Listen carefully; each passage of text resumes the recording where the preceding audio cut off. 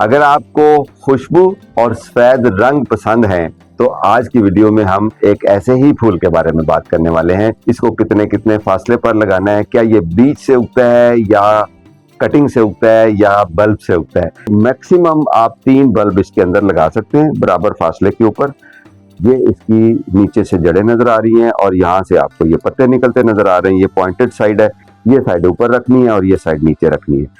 ये हमने जनाब होल किया और इस पूरे बल्ब को हमने मिट्टी के अंदर डाल दिया।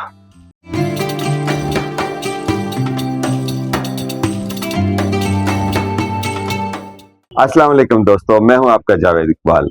अगर आपको खुशबू और सफेद रंग पसंद हैं और आप घर में कोई ऐसा फूल लगाना चाहते हैं जिसमें ये दोनों खसूसियात पाई जाएं, तो आज की वीडियो में हम एक ऐसे ही फूल के बारे में बात करने वाले हैं जिसको उर्फे आम में कहते हैं स्पाइडर लिली। इसको एक और नाम से भी पुकारा जाता है, इसको कहते हैं बीच स्पाइडर लिली। जो इसका बोटेनिकल नेम है वो जरा मुश्किल सा है, वो आप स्क्रीन पे देख सकते हैं। उसको प्रोनाउंस करना जरा मुश्किल होता है। तो आज हम स्पाइडर लिली के बारे में बात करेंगे। इसको उगाना कैसे है, इसको कैसी जगह पे उगाना चाहिए, इसको मिट्टी कैसी पसंद है, इसको कितने कितने फासले पर लगाना है, क्या ये बीज से उगता है या कटिंग से उगता है या बल्ब से उगता है, ये हम बात करेंगे। लगाने का तरीका भी सीखेंगे जो कि बहुत आसान है, लेकिन उससे पहले 3-4 जरूरी बातें आपने जहन में रखनी है। स्पाइडर लिली का जो फूल है, ये स्पाइडर लिली को इसलिए कहते हैं कि इसके फूल की जो शक्ल है, जो इसकी बनावट है, वो एक स्पाइडर की तरह लगती है। यानी कि बड़ा खूबसूरत फूल है जिस तरह आप तस्वीर में देख रहे हैं, और साइडों पे बड़ा कुदरत ने नफासत के साथ इसकी लड़ियां सी लटकाई हुई हैं। ऐसे लगता है जैसे वो किसी अच्छे खूबसूरत सा परांदा बना हो और लड़ियां लटकी हों, और बड़ी कुदरत का एक शाहकार है ये इसका जो फूल है। और इसका जो वाइट कलर है बहुत ही दीदा जेब, और जब आप इसके करीब आके इसको कुदरत को देखना चाहते हैं करीब से, तो आपको ये खुशबू भी देता है। और इसकी बहुत सौंधी सौंधी और बड़ी बहुत भीनी सी और दिल को भा लेने वाली खुशबू होती है। इसको लगाते हैं बल्ब से, बीज से भी उग जाता है, लेकिन जब बीज से हम इसको उगाते हैं तो ये बहुत सारे साल ले जाता है इसको फूल लेने में, फ्लावरिंग करने में। तो इसको नॉर्मली बल्ब से उगाते हैं, और बल्ब इसका इस तरह का होता है। वो पौधे जिनको इस तरह के प्याज टाइप के बीज से उगाते हैं, जिसको हम बल्ब कहते हैं, ऐसे पौधों को कहते हैं बल्बस प्लांट्स। तो स्पाइडर लिली एक बल्बस प्लांट है। एक आपने और टर्मिनोलॉजी याद रखनी है, ये जो स्पाइडर लिली है ये पेरिनियल प्लांट है। पेरिनियल के मध्य मुकाबल एक और वर्ड है जिसको कहते हैं एनुअल। ऐसे फूल जिनके हम बीज लगाते हैं, जिस तरह पेटूनिया वगैरह होता है, और वो उसी साल फूल दे के अपना बीज दे के फौत हो जाते हैं, पौधा सरवाइव नहीं करता अगले साल के लिए, उनको एनुअल्स कहते हैं।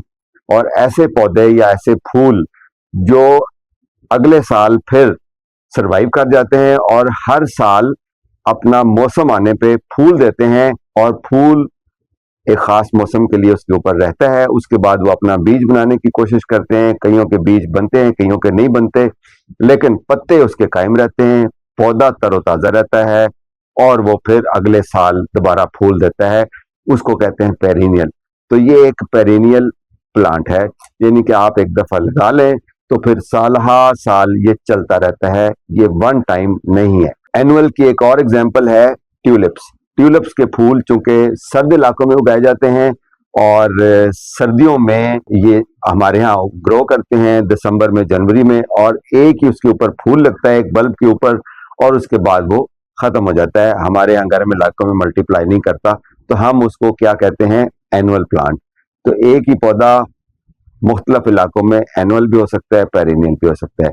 तो ये जो स्पाइडर लिली है, ये हमारी गर्म क्लाइमेट को, हमारे ये जो गर्म मौसम है लाहौर और सिमिलर जो एरियाज हैं पंजाब और सिंध वगैरह के, यहाँ के लिए ये बहुत सूटेबल है।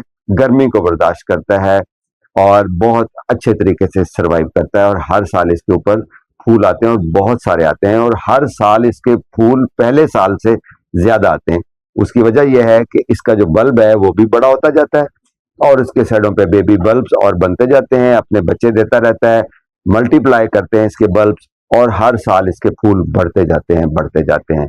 और इस चीज को जहन में रखते हुए हमें इसको ऐसी जगह पे लगाना चाहिए जहां पर हमारे पास स्पेस हो, या ऐसे गमले में लगाना चाहिए जहां पर जिसके अंदर थोड़ी स्पेस हो कि बल्ब मल्टीप्लाई करें।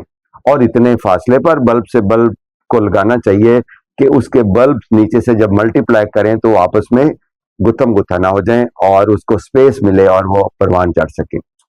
ये चीज।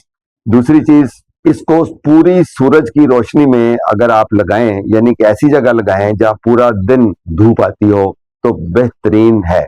लेकिन अगर आप इसको सेमी शेड में लगाना चाहें तो वहां भी ये हैप्पीली ग्रो करता है और फूल भी देता है। जो पूरी धूप में उगा होगा, अगर उसके ऊपर 100 फूल खिलने हैं, तो जो सेमी शेड में होगा उसके ऊपर 80% फूल होंगे, यानी कि 80 फूल होंगे। एग्जाम्पल देने के लिए आपको बता रहा हूँ। तो सेमी शेड में भी ये अच्छा सरवाइव करता है, गर्मी इसको कुछ नहीं कहती है।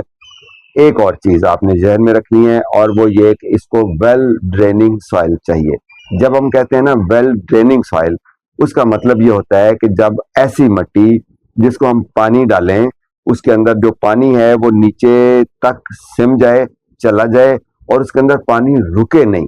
यानी कि एक वेल ड्रेनिंग सॉइल का अपोजिट वर्ड है वाटर लॉगिंग। यानी कि ऐसी मिट्टी जिसके अंदर पानी डालें तो वो रुक जाए, कीचड़ बन जाए, सख्त मिट्टी हो, पानी ड्रेन ना हो। ड्रेन से मुराद यह है कि पानी सिम के नीचे से, अगर गमला है तो उसके ड्रेन होल से नीचे बह जाए। तो अगर सख्त मिट्टी होगी, वाटर लॉगिंग होगी, तो जितने भी बल्बस प्लांट्स हैं आप देखें इसके अंदर, यानी कि इसका वाटर कंटेंट इसके अंदर ज्यादा होता है, इसके अंदर लिक्विड टाइप होता है, जेल टाइप होता है, तो वो गल जाएगा। मिट्टी वेल ड्रेनिंग होगी, यानी कि पानी तो इसको चाहिए जड़ों को ग्रो करने के लिए, लेकिन इस बल्ब का जो पार्ट है इसके लिए ज्यादा पानी इसको गला देता है, इसको खराब कर देता है। तो वेल ड्रेनिंग मिट्टी कैसी होती है? सिंपल सा फार्मूला याद रखें जो मैं हमेशा बताता हूँ। 50% वर्मी कंपोस्ट उसके अंदर डालेंगे, 50% हम रेतली मिट्टी डालेंगे, तो ये ऐसी मिट्टी बनेगी जिसमें 3 खसूसियात होंगी: soft, rich and well draining.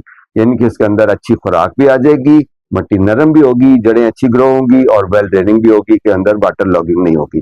तो मिट्टी आपने इसकी ये वाली तैयार करनी जो मैंने आपको बताई। एक बहुत जरूरी चीज इसको लगाने के लिए, इसके जो पत्ते होते हैं वो तलवार की तरह लंबे लंबे होते हैं, और ऐसी जगह पे लगाएं जहां बहुत तेज हवा ना चलती हो। यानी कि आप किसी अपने लॉन के, अपने गार्डन के कॉर्नर में 2 दीवारों के बीच में इसको लगाएं, यानी कि बहुत ज्यादा विंड इफेक्ट इसको होगा तो इसके पत्ते टूटेंगे और गिर जाएंगे, और ये भद्दा सा लगता है। बस ये आपने इसका ख्याल करना है इसको लगाते हुए। अगर गमले में लगाएं तो इस गमले को ऐसी जगह रखें जहां बहुत तेज हवाएं ना आती हों। तेज हवा आएंगी तो इसके पत्ते टूटेंगे, क्योंकि लंबे होते हैं, मस्ती से चलते हैं, बड़े मजे से। लेकिन जब हवा तेज आती है तो वही पत्ते कड़क करके टूट जाते हैं, और वो मरते नहीं है लेकिन बदसूरत लगते हैं, अच्छे नहीं लगते, और बाज़ औक़ात आगे से येलो भी हो जाते हैं। और इसकी जो फूल की स्टेम है वो भी लंबी होती है, उसके ऊपर गुच्छा लगता है फूलों का, वो भी अगर बहुत तेज हवा आए तो फिर गिर सकता है, अदरवाइज उसकी स्टेम मोटी होती है, वो गिरता नहीं है, तो पत्ते इसके टूट जाते हैं। तो हवा को आपने जहन में रखते हुए लगाना है। अब इसको लगाना कैसे है, बात को ज्यादा लंबा नहीं करते हैं, तो अभी हम इसको प्रैक्टिकल देखते हैं कि लगाना कैसे है, फिर बात करते हैं। अच्छा जी, आते हैं क्लोजअप की तरफ। तो ये है जनाब हमारे पास 3 बल्ब, और ये जो गमला है प्लास्टिक का, ये है जनाब 12 इंच का।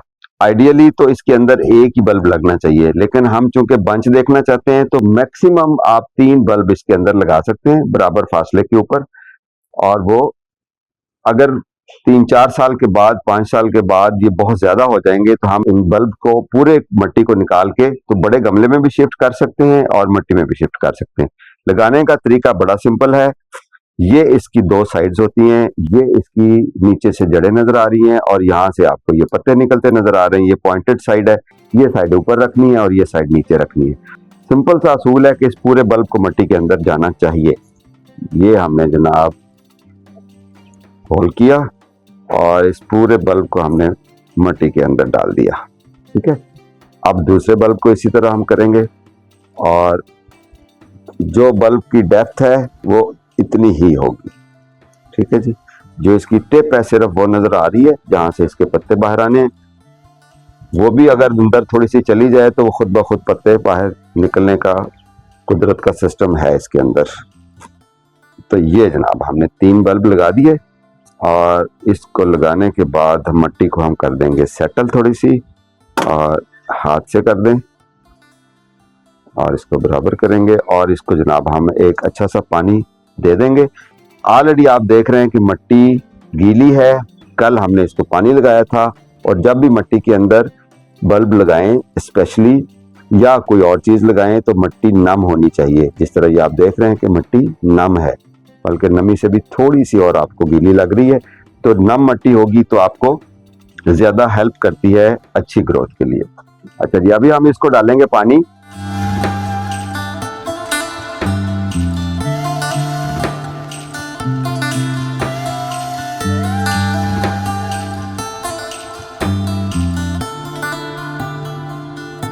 ओके जी, अभी ये सेटल हो जाएगा। बस इतना पानी एक दफ़ा थोरो वाटरिंग कर देनी चाहिए ताकि जो मट्टी है और जो इस बल्ब के बीच में कोई एयर पॉकेट्स हैं तो वो सेटल हो जाएं और बल्ब को सेटल होने में हेल्प करता है ये वाली जो वाटरिंग होती है बल्ब लगाने के फौरी तौर पे। हाँ जी, ये था सिंपल सा तरीका। मट्टी अच्छी तैयार करनी है, well draining, rich, soft soil. उसके लिए फार्मूला वही याद रखना है, मैं रिपीट करता हूँ कि 50% वर्मी कंपोस्ट, 50% बालू मट्टी, और उसको जनाब मिक्स करके गमले के अंदर डालें। डेप्थ इसकी आपने देख लिया है कि जो बल्ब का साइज है ये कंप्लीट नीचे जाएगा और जो चोंच वाली साइड है वो ऊपर रहेगी और जो जड़ों वाली साइड है वो नीचे जाएगी। ये आपने ख्याल रखना है। और बल्ब से बल्ब फासला इतना ही आपने रखना है जितना अभी हमने रखा है। जब भी कोई पौधा बीज बल्ब लगाते हैं तो उसको एक पानी जरूर लगाते हैं ताकि मट्टी और उस बीज का या बल्ब का या पौधे का मिलाप हो जाए, सेटल हो जाए वो वहां पर। जब सेटल हो जाता है तो उसके बाद फिर उसको अल्टीमेटली उस जगह पे रखना होता है जहां पर धूप चाहिए या साया चाहिए, और पानी उस वक्त देना है जब मट्टी खुश्क हो। तो अब आपने इसको रखना है जनाब धूप में, और क्योंकि आजकल धूप ठंडी है तो धूप में डायरेक्ट इसको रखें और ये कुछ दिनों तक इसके नए पत्ते निकलेंगे।